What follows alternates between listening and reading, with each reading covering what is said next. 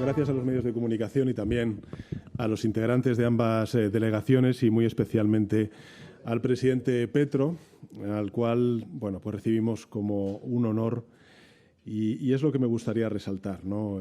Esta, le comentaba al presidente Petro, es la única visita de Estado que vamos a tener en España en el año 2023 y creo que ese es el mejor indicador de la relevancia que nuestro país, que España, otorga la relación con un país como Colombia, con el que nos unen tantos lazos y intereses compartidos, ¿no?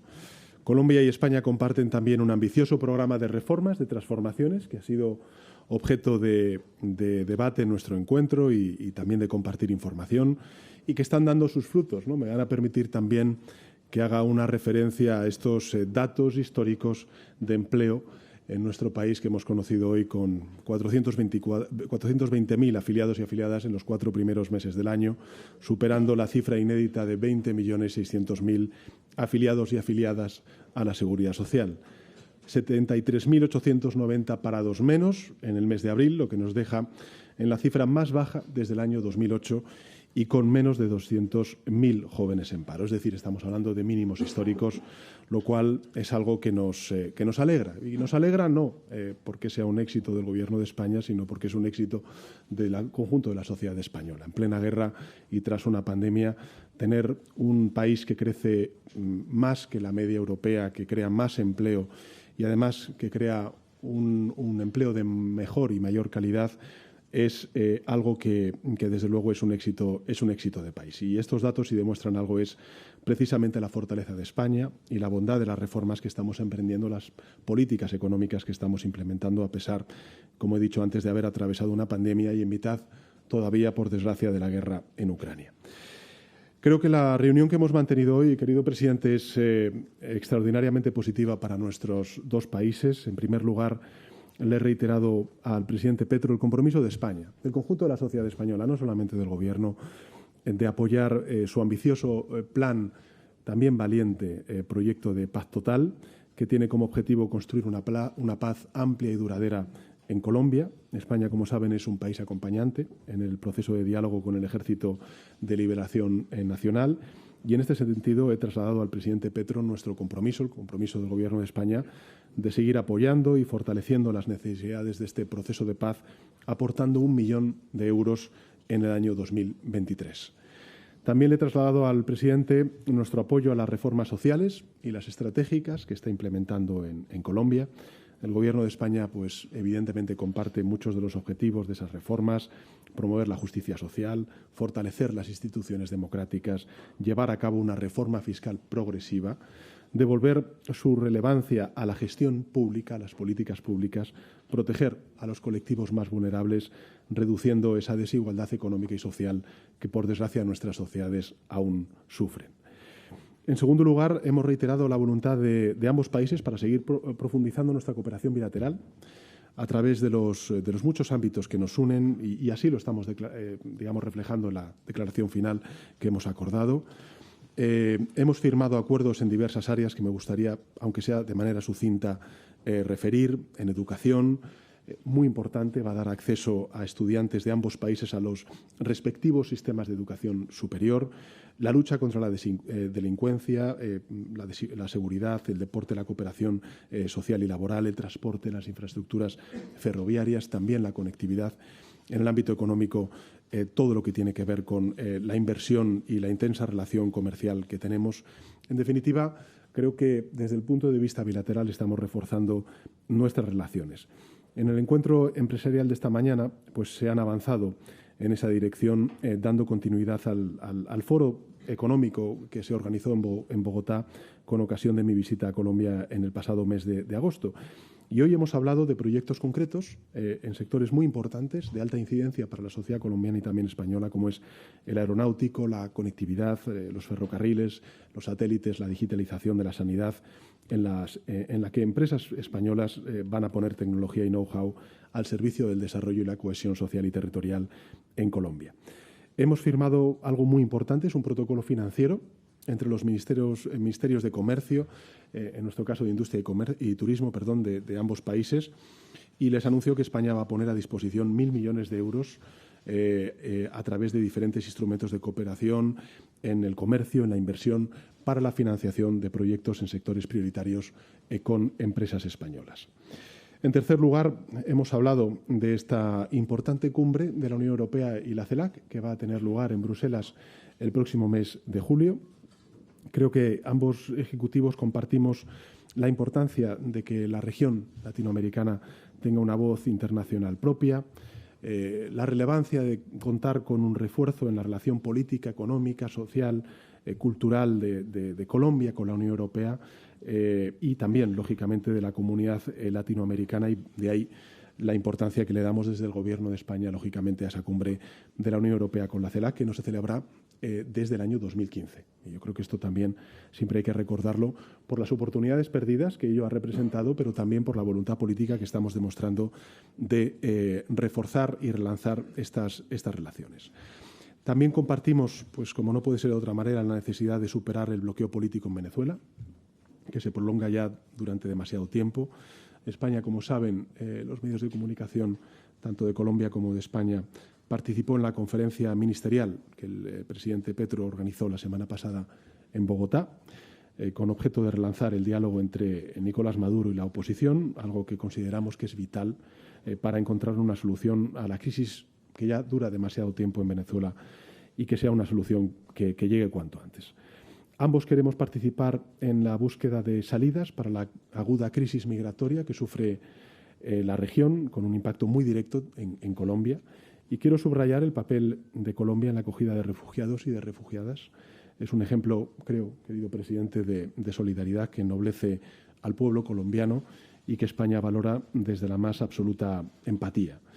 Es necesario abordar las causas de esta crisis desde su raíz. Ese es el planteamiento que siempre ha tenido España cuando hemos tenido que afrontar no crisis de refugiados, sino en este caso las crisis migratorias que también ha sufrido España. Y en paralelo debemos encontrar soluciones urgentes como la creación de vías de migración legales, ordenadas, seguras, una materia en la que España, creo, es un referente a seguir a nivel europeo. Y en ese contexto, pues ambos países hemos renovado un acuerdo de migración circular muy importante, cuya primera fase concluyó con éxito y que nos va a llevar a doblar el número de beneficiarios y beneficiarias. Yo creo que esto es muy relevante. Y del mismo modo, estamos tratando de buscar soluciones para este drama humanitario que tiene lugar en la región del Darién, entre Panamá y Colombia, una de las rutas migratorias más complejas, también las más peligrosas del mundo, en la que la acción internacional coordinada con los países afectados resulta esencial.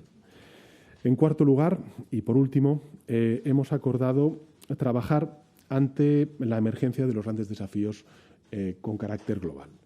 Desafíos ante los que compartimos, creo, una misma visión y a los que debemos responder siendo conscientes de su trascendencia y de su urgencia, no solo para nuestras respectivas ciudadanías, sino por su impacto mundial y sus efectos en las futuras generaciones. Y en esos términos, creo que la lucha contra la emergencia climática es una prioridad para ambos gobiernos y por eso quiero agradecer, se lo he dicho personalmente, al presidente Petro que haya anunciado la intención de Colombia de unirse a la Alianza Internacional para la Resiliencia ante la sequía que lanzamos conjuntamente España con Senegal en la COP27 en Sharm el-Sheikh. Se trata de una iniciativa de la que ya forman parte 31 países, cuyo objetivo es compartir buenas prácticas, desarrollar proyectos relacionados con la desertificación y la gestión del agua. Saben ustedes que España, desgraciadamente, lleva ya muchos meses sufriendo un problema de sequía muy grave. España, lógicamente, por ubicación geográfica, es un país enormemente expuesto, según nos dice la ciencia, a las consecuencias de esta emergencia climática. El impacto de esta amenaza real es devastador, no solo para nuestra agricultura, que es una industria muy potente en nuestro país, sino para la supervivencia de tesoros naturales, la biodiversidad de nuestro país, que también es extraordinariamente rica. Y en ese sentido, yo quiero también señalar que Colombia es un referente global en biodiversidad. Es un país crucial para librar una batalla en la que debemos unir fuerzas al amparo de la ciencia, que lleva décadas advirtiendo sobre la emergencia climática. Y en este sentido, ambos países compartimos también el interés por impulsar la necesaria transición energética para que sean las energías verdes las que muevan a nuestras industrias y también a nuestras sociedades. En definitiva, no me quiero extender más. Compartimos, querido presidente, creo que una visión esperanzadora sobre las enormes oportunidades de la transición ecológica y también de la transformación digital en nuestras sociedades. Pero debemos hacerlas, y esto ha sido objeto también de debate, efectivas desde la justicia, desde la democracia y desde la cohesión social y territorial, abogando por una transformación que cree más inclusión y no deje perdedores por el camino. En resumen, para mí, querido presidente, pues es un auténtico placer poder recibirte aquí en el Palacio de la Moncloa. Creo que se abre una etapa muy importante para reforzar los vínculos que nos unen a ambos países. También es cierto que partimos de una base extraordinariamente sólida a partir de la relación histórica, fructífera y larga entre ambos países. Y ahora, por tanto, es el momento de reforzar ese impulso en beneficio de nuestras sociedades a las que pues nos une no solo una lengua y una cultura llena de referentes comunes, sino un futuro lleno de esperanza y también la voluntad compartida de afrontar unidos y unidas los grandes retos que tenemos por delante. Y sin más, presidente, pues te cedo la palabra. Gracias. Bien, en pocos días, en el mes de julio, se reúne toda América Latina a través de la CELAC con toda la Unión Europea. Un evento que precisamente no se hacía desde el 2015, hoy en un contexto político, económico, mundial muy diferente. Y eso implica, lo hemos discutido así, charlado así, que esa reunión no sea una reunión más, sino que implica un hito, un cambio de fase en la relación económica y política entre las dos regiones, subregiones, como queramos llamarla, atendiendo su historia común de alguna manera, pero sobre todo las posibilidades futuras. Aquí, más o menos lo que hemos dialogado es que América Latina deje de ser el recinto de la producción de materias primas, muchas de carácter extractivo, exportando a países que antaño tenían plataformas de producción muy fuerte, que luego se deslocalizó en el mundo, fundamentalmente en Asia, sino que ahora podamos entrar a una fase donde la plataforma productiva sea común, produzcamos aquí, produzcamos allá en América Latina. Al final esa es la base real de la riqueza contemporánea. Y compartamos entonces la gran potencialidad suramericana, latinoamericana, que es su potencial de energías limpias, quizás la mayor en todo el planeta Tierra. Aquí entonces la relación se convierte en una sociedad, hacernos socios de un mundo más productivo, indudablemente, por tanto más próspero, que es necesario para grandes secciones de la población latinoamericana hoy con muchas carencias, y limpio, descarbonizado, como llaman los científicos ahora, que es fundamental, ya lo hemos dicho una y otra vez, para que la especie humana siga existiendo en el planeta.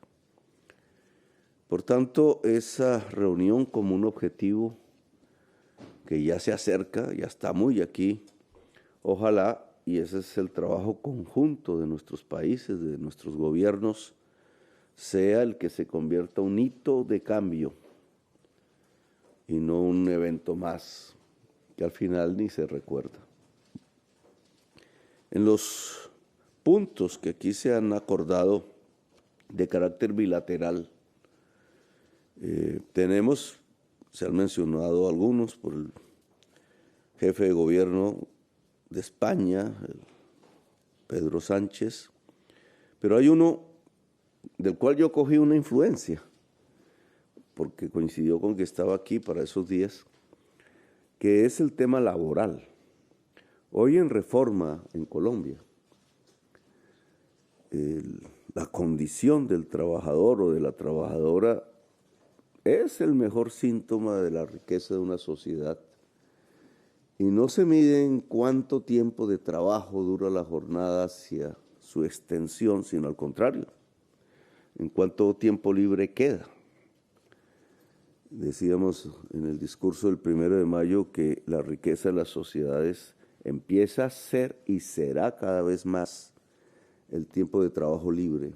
El tiempo de trabajo no, el tiempo de vida libre que el trabajo quita.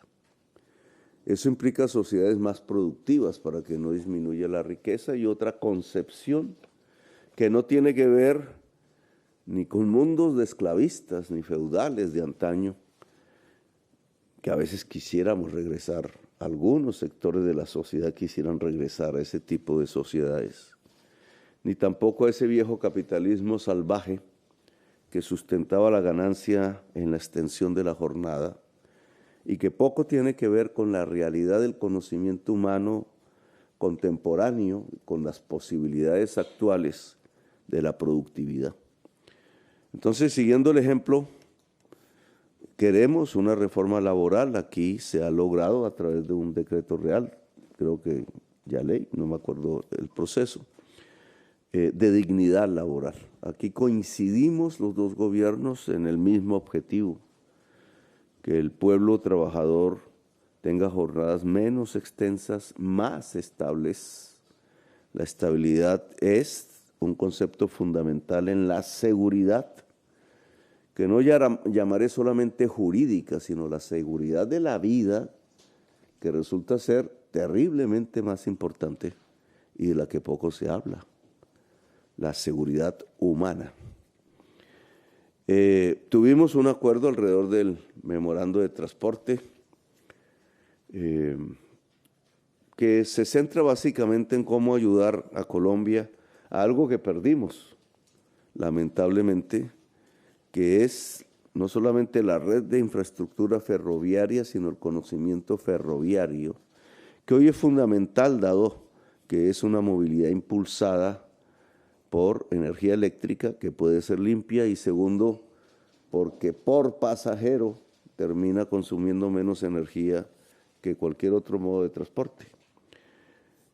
Aquí hay un acuerdo, un memorando alrededor de las energías limpias. Sí queremos a España en tierra colombiana generando energías limpias allí donde es rentable, en sociedad con los pueblos ancestrales, allí donde ellos están, que muestre un camino en el mundo sobre la pertinencia de este tipo de energía, el viento, el sol.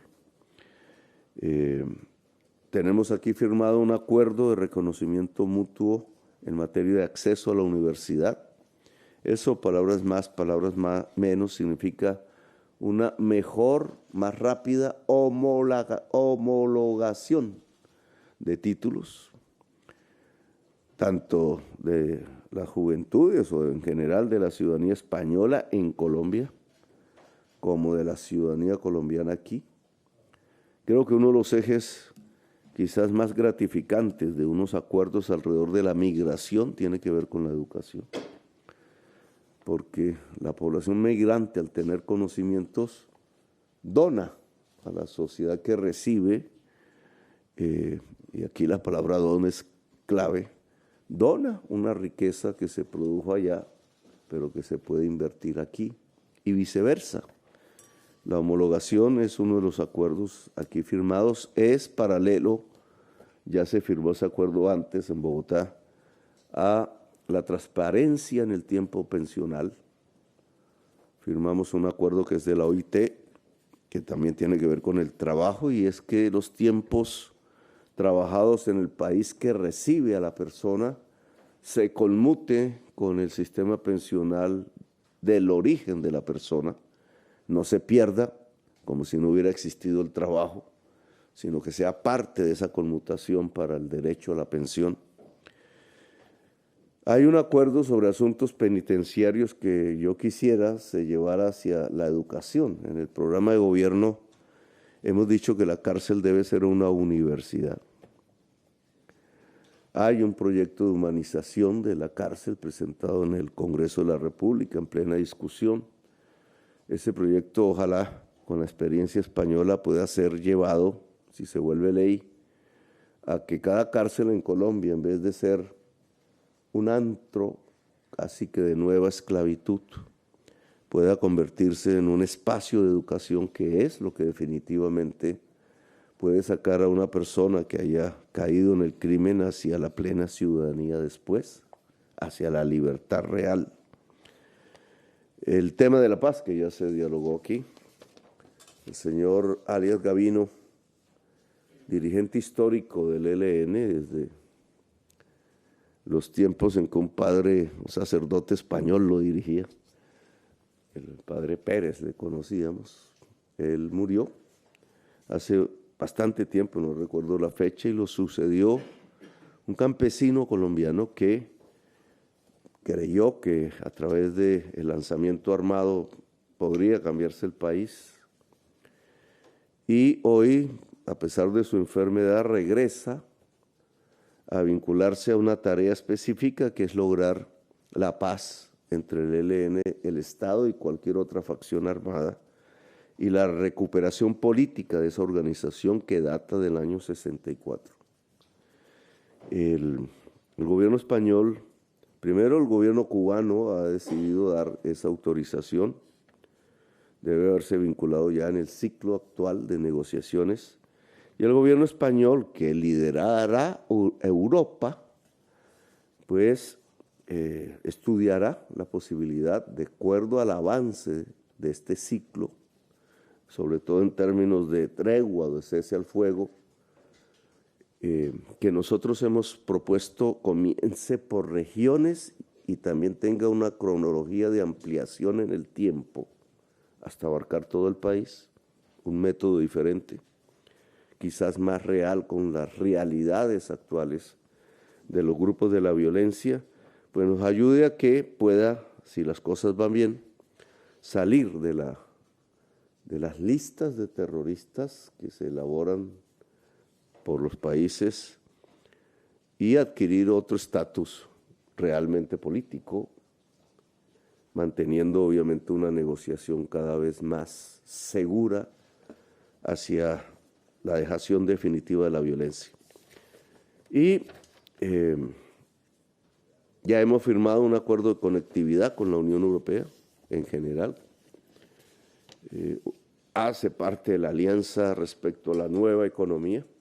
No se puede separar energías limpias de profundización de la conectividad. Energía limpia y fibra óptica, o el método tecnológico que se quiera para estar más conectados, son como los dos pilares de la nueva economía, que será una economía ojalá descarbonizada, y que es la única que puede sostener al ser humano vivo en este planeta. Así que es un paso obligatorio ya para los diferentes dirigentes políticos, hombres y mujeres del mundo, en todos los rincones del planeta. Entonces, esta ha sido más o menos la conclusión a la que hemos llegado en un trabajo arduo, no de ayer y hoy, porque viene en un proceso de meses en donde dos gobiernos progresistas se han encontrado para abrir caminos progresistas a la humanidad.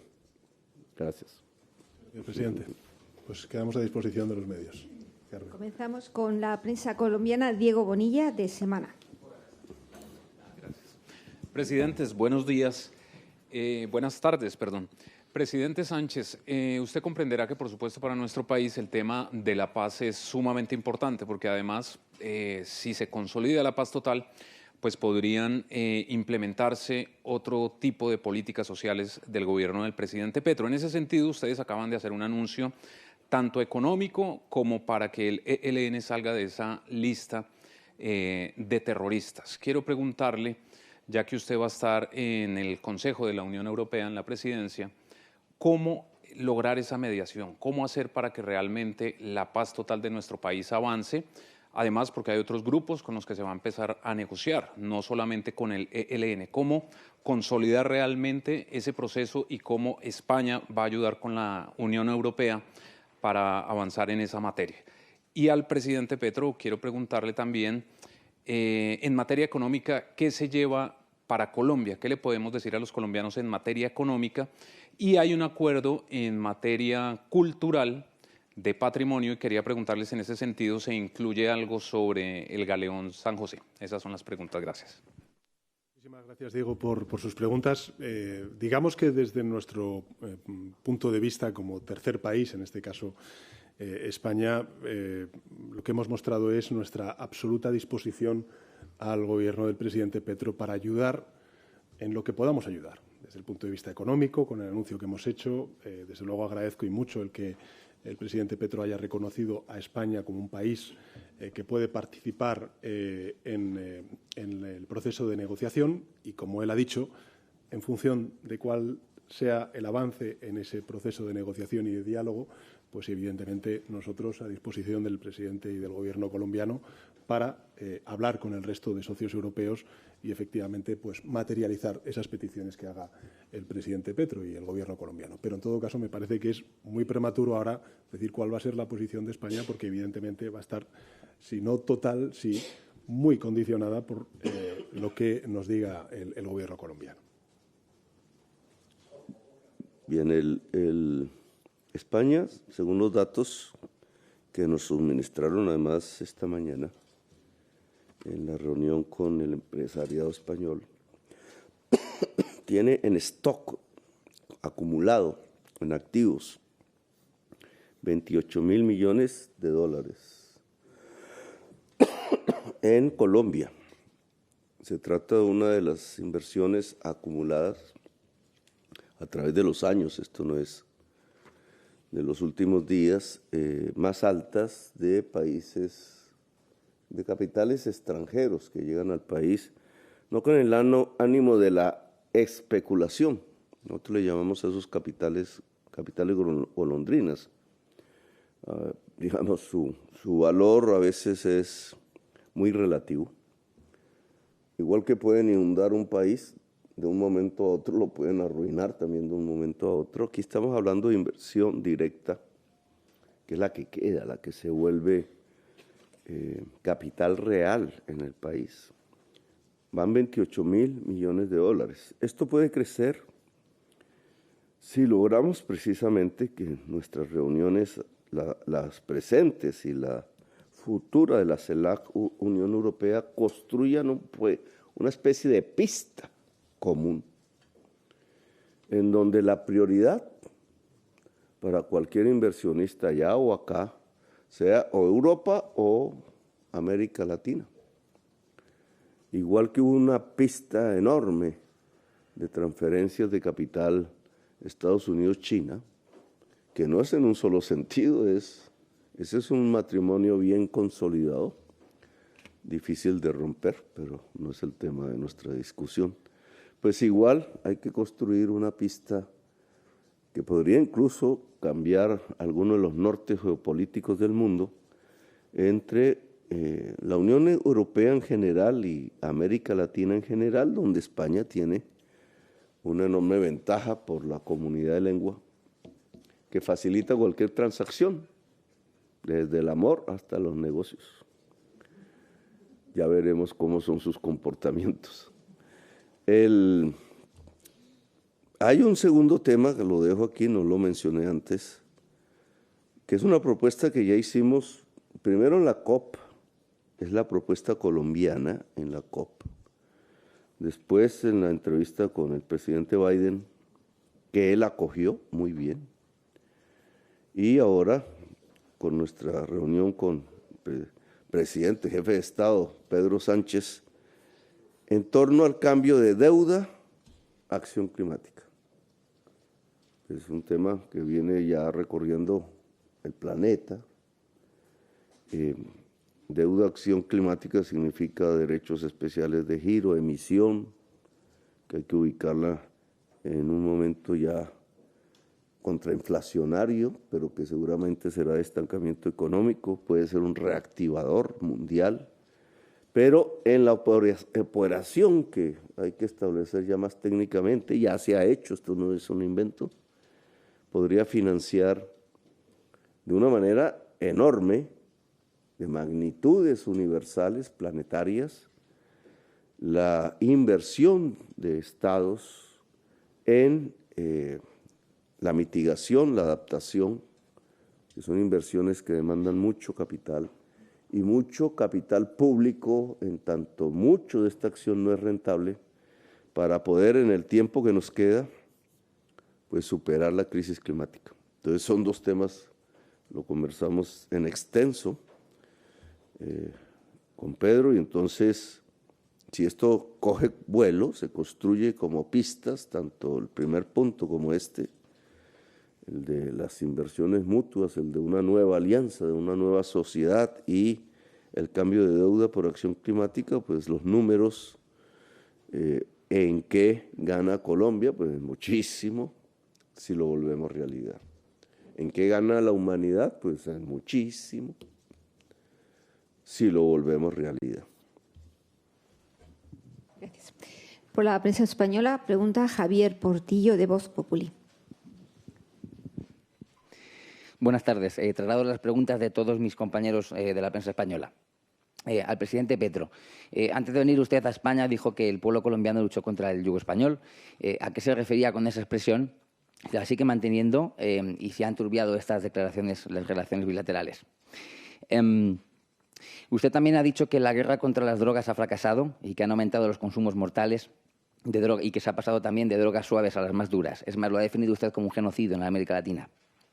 ¿Cómo lo combatiría? ¿Con qué enfoque? ¿Se plantea una posible legalización? El presidente Sánchez comparte esta visión. Y al presidente Sánchez, la Comisión Europea ha hecho una propuesta para endurecer las penas de la malversación en una línea distinta a la que ha definido el Gobierno en su última reforma. ¿Va a corregir el Gobierno esa última reforma siguiendo el criterio de Bruselas? El líder del Partido Popular ya ha ofrecido sus apoyos para ello. ¿Qué valoración hace de la gestión de la ministra de Justicia, que está afrontando una serie de huelgas de jueces y fiscales y personal de justicia por sus condiciones laborales? Y, por último, contó la actuación del ministro Bolaños en el acto institucional del 2 de mayo con su consentimiento. ¿Cree que fue un error? Gracias. Gracias, Javier. Si te parece, presidente, respondo yo primero. Sobre la primera de las cuestiones, sobre la propuesta de la Comisión Europea, estamos en las fases iniciales. Yo creo que la valoración que hace el Gobierno de España es que es una buena noticia, ¿no? que se armonicen la legislación a nivel europeo para luchar contra la corrupción, y en ese sentido a España le coge con los deberes hechos, entre otras cuestiones porque en esa reforma del Código Penal, por ejemplo, incorporamos el delito de enriquecimiento ilícito, que no está reconocido por distintos Estados miembros y que, en cambio, España sí ha incorporado a su Código Penal. En relación con la ministra de Justicia y las negociaciones, bueno, yo creo que la voluntad de negociación es absoluta por parte del Gobierno de España. Lo hemos demostrado siempre, desde luego con la función pública, con la cual hemos llegado a acuerdos y, bueno, vamos a esperar a saber cuál es la respuesta de estos funcionarios sobre la propuesta que puso ayer encima de la mesa el Gobierno. Y, finalmente, sobre la polémica del 2 de mayo, a ver, yo creo que hay algo que no podemos olvidar. Creo que son unas mínimas reglas para la convivencia. Y es que en una democracia se han de respetar las reglas y las instituciones públicas, con independencia de qué color político gobierne una u otra institución, con independencia de cuál sea el territorio al que nos refiramos, sea Madrid o sea Cataluña o sea el Gobierno de España. Y, por tanto, creo que lo relevante es siempre respetar las reglas, porque si no se respetan las reglas, quien no las respeta pierde toda razón.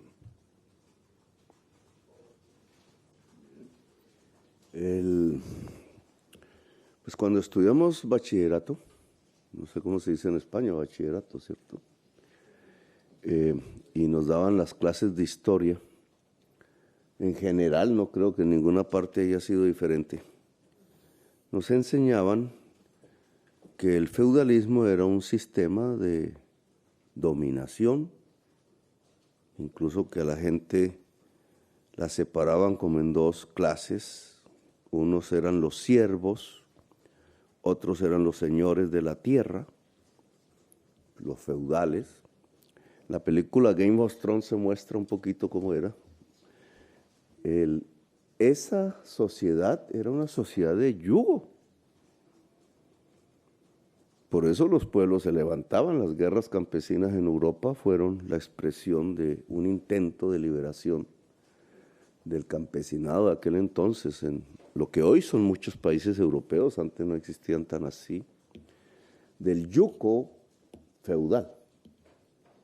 Pues ese tipo de relacionamiento que se superó hace mucho tiempo es el que llegó a América del Sur, en general a América. Por tanto, no veo que sea problemático decirlo porque, menos mal, gentes, pensamientos, revoluciones que las hubo aquí y allá, pues nos liberaron del yugo feudal. Entonces, no creo que hoy haya defensores de ese tipo de yugos que quieran que nos volvamos otra vez siervos o esclavos, o que pretendan eso de su propia sociedad. La búsqueda de todo ser humano en cualquier lugar del planeta, de cualquier tipo de culturas, siempre es la libertad. Por tanto, superar los yugos. España ha mostrado unos lindos pasajes de la historia, incluso universal, de los intentos de los pueblos de liberarse del yugo. Nosotros también. Entonces, esa es la respuesta. El tema drogas, que también es un yugo, desde las dos visiones, desde el efecto mismo drogas, fentanilo, usted ha pronunciado la palabra, pues está matando 100,000 personas en los Estados Unidos, es una especie de pandemia, poco comprendida por nosotros y por los mismos norteamericanos que están, digamos, este es un tema que florece, entre comillas, que aparece en la sociedad contemporánea trágico. Es una droga sintética un poco parecida a la heroína, 50 veces más poderosa que la heroína. No se produce a través de productos de la tierra. Eso nos da a nosotros una oportunidad, pero también es una terrible situación, sobre todo en este momento, se puede expandir, puede llegar a cualquier lado de la sociedad de los Estados Unidos. Es el reflejo de un fracaso de la política que desde hace 50 años se llama guerra contra las drogas, que comenzó fue contra la marihuana.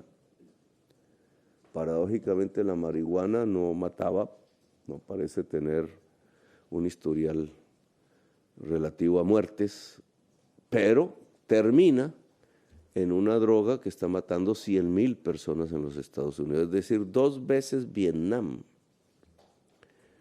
¿Por qué? Etcétera. Bueno, ya es una larga discusión que otro día damos, pero refleja eso, un enorme fracaso. Como otras cifras, hay 1,000,000 de latinoamericanos muertos, la mayoría colombianos, alrededor del tema de la clandestinidad de las drogas, que hoy, comparadas con el fentanilo, llamaríamos suaves.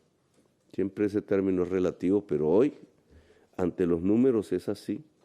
Hay por lo menos 10 millones de norteamericanos que han pasado por las cárceles, la mayoría negros, la mayoría latinos, la mayoría son pobres, generalmente no hay un rico allí. Y terminamos con una destrucción democrática, lo ves en Haití. Muchas Haitís hay al interior de cada país nuestro, incluido en los Estados Unidos. Una pérdida de control de la sociedad, una pérdida de control de los estados públicos, del poder público, y una especie de dictadura totalitaria en subregiones que usan estas agrupaciones armadas, que hoy son muchísimo más poderosas que el viejo Pablo Escobar. Ahí vos gritaba Pablo Escobar, ni siquiera saben qué es Pablo Escobar. Pero lo que hay hoy es 10 veces más potente, ejércitos privados, armas de última generación, control territorial, multinacionalidad, construyen a través de los conflictos humanos las rutas de la cocaína clandestina. Llega a Europa vía conflictos africanos, llegan a tener esa capacidad. casi que diplomática, pero en el sentido del desarrollo de un negocio clandestino. Llegan a Rusia y obviamente donde primero llegaron fue a Estados Unidos. Ahora ese mundo parece caerse, pero para ser reemplazado por otro peor, el fentanilo. Entonces, ha fracasado algo. Si en 50 años estos resultados, que ninguno es positivo, no nos muestran un fracaso mundial y por tanto la necesidad de encontrarnos y rehacer la política de otra manera. Ya hay experiencias también como para pensar otra manera, pues vamos hacia una ampliación del poder mafioso en el mundo, de destrucción de la democracia, de muerte. El 1.000.000 de latinoamericanos muertos hace que las regiones por donde cruzan las rutas clandestinas sean las más violentas del mundo. Si uno coge la guerra de Ucrania, a pesar de su protagonismo mediático a nivel de muertos, y compara, o la de Irak, o la de Siria, en sus momentos, no llegan, a pesar de que son guerras, no llegan a los niveles de violencia en términos de muertos que ha llegado la guerra contra las drogas en nuestro continente americano, que ha convertido incluso varias ciudades de los Estados Unidos en parte de la lista de las 50 ciudades más violentas. Colombia, en sus esfuerzos muy propios, a eso nosotros le llamamos paz, ha logrado sacar la mayoría de sus ciudades de esa lista, empezando por la capital del país, que no aparece ni en las 300 ciudades más violentas. Vamos saliendo, pero igual que vamos saliendo, una ciudad como Medellín ya no está ahí. Nos quedan algunas, pero ya en la cola van saliendo. Pero eso significa que otras van entrando, que ya no son tan colombianas, pero van reflejando el fracaso de una política que ha generado la mayor violencia en la historia contemporánea del mundo. Muchísimas gracias. Gracias. Eso no estuvo en el tema. Gracias. Gracias.